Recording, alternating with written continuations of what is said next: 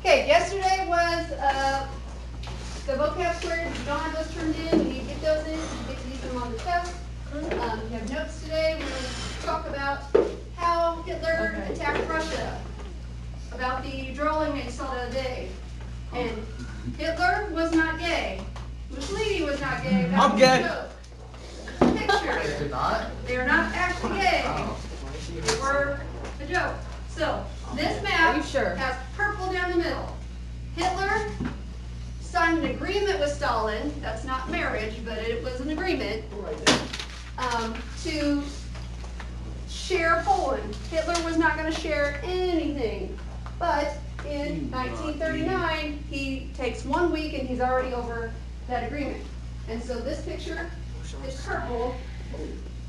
Czechoslovakia and Austria already got taken a little bit, that wasn't a big deal, but then Hitler goes and takes Poland. Now you are dividing Europe in half, and there are people on one team and one on the other. So you have a axis, it's Germany, Italy, and then draw a line to Japan. That meant everybody else was on some other team. Some people try to stay out of arguments.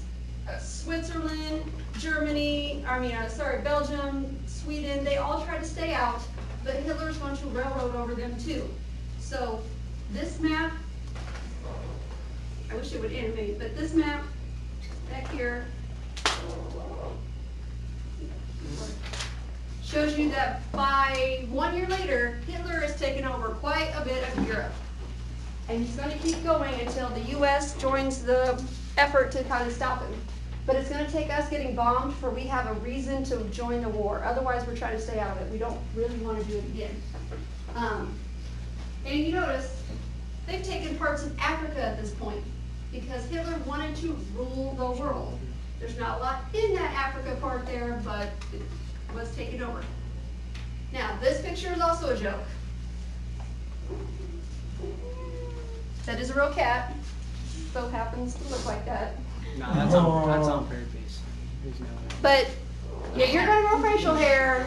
Just grow some facial hair. Don't make a little nugget under your nose. Just go full on mustache or full. Wasn't that so he could wear his gas mask? I don't know. That's what they say. He had to cut it like that so he could wear a gas mask. But that is where you're breathing, your food, your snot. That's the one place you don't really want hair. That's the dirty spot. But Hitler also is not blonde. I don't know why he chose blondes because he's not blonde. I can't tell exactly if his eyes are a light color or not. His hair is black. His hair is dark brown, black, yeah. And this cat happens to have the same angle of darkness that Hitler did. But the joke is he's going to invade Poland, as he did. Okay, then you have a guy who did not have a mustache, and he was famous because he was effective at what he was doing. His nickname was Desert Fox because he was good at going through the desert in North Africa to just take over people for Hitler. But he did have a moral compass. He did have a limit, and he told Hitler no. Now, he paid the price for that. But he was good at military stuff, and he would do what Hitler told him until a point where he was asked to do something he didn't agree with. And because he had such a following and he was famous for being good at his job, he did tell Hitler no, and Hitler kind of got rid of him because Hitler was getting super paranoid at the time. But there's some movies made about him. He was on Hitler's good side for a while. He's shaking hands with him there. But Mussolini wanted to expand too because he's buddies with Hitler. And he sends this guy to help him because he's like the best military person they had. Mussolini wanted to take Greece, but he didn't really have the ability to do so, so Hitler's got to send his help. And in Czechoslovakia and Yugoslavia, there were just guerrilla attacks. So you are jump out, sniper, set stuff on fire. It's really effective because you don't know where it's coming from. And then Bulgaria and Hungary also joined the Axis. So most of East Europe is now under Hitler's control, and Mussolini is just kind of on that side, but he's not necessarily in control like Hitler. Hitler was calling the shots. Now, 2 years after Hitler invades Poland, he's going to go right up into Russia. It made sense in the fall. Fall weather's great, but he goes into winter and then it backfires on him because you do not invade Russia in the winter. You do not start any war in the winter because you are not prepared. You don't have the materials we have now to survive with Russian winter. And he's gonna take everything over there and go eastward, because he hasn't really gone west successfully. I mean, he got France, but he did not get Britain. And who does he want living space for?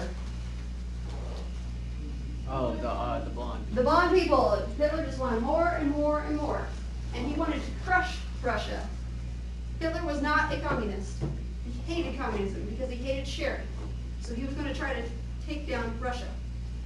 But this battle, if you've ever played Call of Duty, Medal of Honor, this battle is what inspired a lot of those games. They took a lot of scenes from that and put it in a game where you're fighting street to street to street, burned out, blowed up buildings, bodies everywhere, debris, because this is what that battle became. Stalingrad is a city in Russia named after Stalin, the leader, and Hitler thought he was going to roll in and take it. He got so far in the fall, but when he got to the winter, that was a stupid move. Napoleon didn't work out. It didn't work out for him. It's not going to work out for Hitler. 2 million Soviets died. That is a lot of people in one winter. Now, it's hard to survive in Russia. I get that. But the Soviets were not going to let Hitler get it, and they were all going to die trying if they had to. So if you do a scorched earth policy, if you're battling with someone and you just destroy everything and everyone around you because nobody's going to win, that's a tactic. And the Soviets were going to burn down their own city, kill themselves, kill everything else, animals, food, whatever, because they were not going to let the Germans win. So then they have less of an incentive to come after them. When it's so cold, like in Russia, your gasoline doesn't even ignite anymore. It gets all chunky. Your metal stuff it won't fire. You don't have enough food. I mean, this guy's eyebrows are frozen. I mean, that's extreme cold. You can't do a lot. Plus, if you're going to survive in that, you need a whole lot more calories. And they did not have the calories of food to even to just get up and move around. So then you had a bunch of people just dying of starvation. And the Soviets are known for potatoes because that's a lot of their meal. And if you break down potatoes into a starch and flatten it out, they made wallpaper that way. And the people were eating wallpaper to get through this winter. So that's when you know things have gotten bad. Plus, Russia is known for vodka, and if you're eating wallpaper and alcohol for the winter, you're not going to do so well. And Stalin wanted Britain to start fighting on the other side so they could distract Germans and they would get out of Russia. But Britain didn't want to quite do it just yet, but Stalin was begging for help. We'll see if this plays today. So when this is playing, a lot of these scenes, some of them are real, some of them are cartoons, but they have been incorporated into games like Call of Duty and Medal of Honor. Let's go Call of Duty. Battle of Stalingrad, August 23, 1942 to February 2, 1943. As the Germans advanced towards Stalingrad in the summer of 1942, the war came to the locals of the city, and evacuation was slow to the speed of the Wehrmacht's advancement. Because the city bore Stalin's name, it was of high importance for the morale of the Soviet forces to hold it. The desperation for Soviet resistance to the German advance was clear. Work frantically continued in the weapon factories. T-34 tanks could be seen rushed into battle, unpainted, and sometimes lacking gun sights. Men not already in the Red Army were formed into militia and sent into battle, sometimes without proper training and with high casualties. Women and children dug trenches and built protective fortifications, but would also fight as machine gunners, in gun crews, and as scouts and snipers. On the 12th of September, the first German troops moved into the city. They chose to attack straight into the urban area and soon found themselves in brutal close-quarters house-to-house battles. The Soviets established frontline positions as close as possible to the German lines, which was the safest place for German air and artillery attacks. In August, Stalin had sent his top general, Georgy Zhukov, to supervise the whole southern front, and Vasily Chuikov took over the 62nd Army in the city. While Zhukov prepared for a counteroffensive, Chuikov pushed his troops into combat. When asked how he interpreted his task, he responded, "We will defend the city or die in the attempt." Reinforcements were ferried under fire across the Volga into the ruins with enough troops making it to the other side to keep at least part of the city in Soviet hands. Soviet casualties were immensely high, but German casualties were mounted as well. To ensure the defense of Stalingrad, Stalin had issued Order Number 227 on July 27, 1942, known as "Not One Step Backwards." Armies were formed with a second line of barrier troops behind them who acted as a last line of defense. Officers and soldiers who deserted could also be sent to penal battalions, which was a virtual death sentence.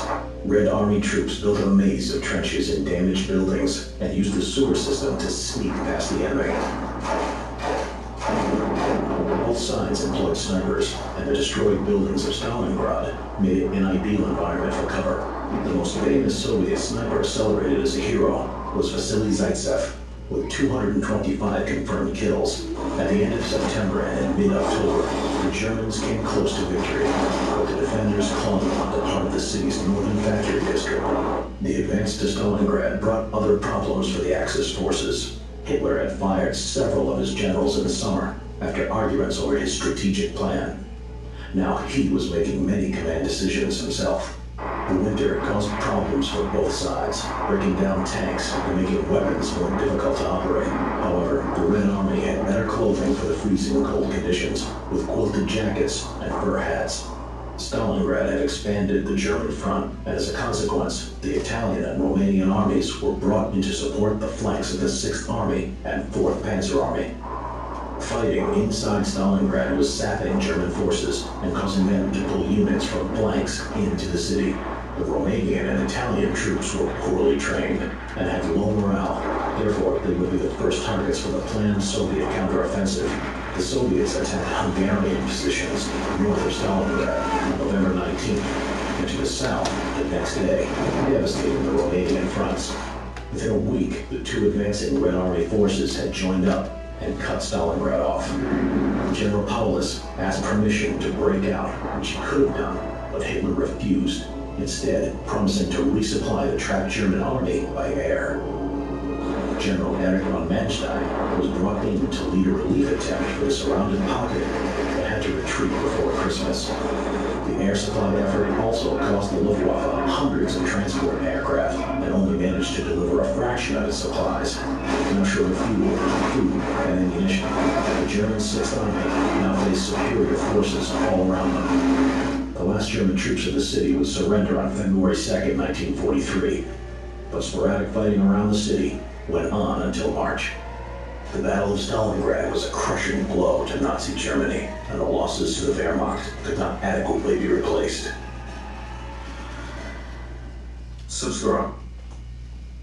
Okay, so Hitler fired some of the people that were really good at tactics because they disagreed with him, so then he didn't have those people coordinating this battle, and Germany got whooped on this one.